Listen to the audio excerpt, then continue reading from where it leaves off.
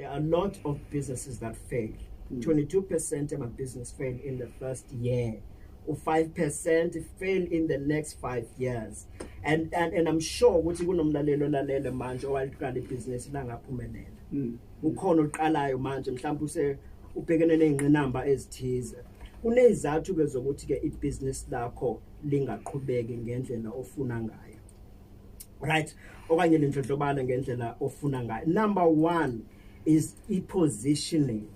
Umuntu xa eqala ibhizinisi uzofumana siba number 1 naye lento ayenzayo uningi lwethu.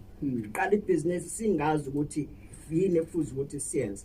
Like for example nje xa uqala ibhizinisi, like mna, I'm going to talk about myself. Diqala iphalala, I did not have an idea of what I was doing. Okay. Right. I just had a passion yokuqala ibhizinisi, and I resigned.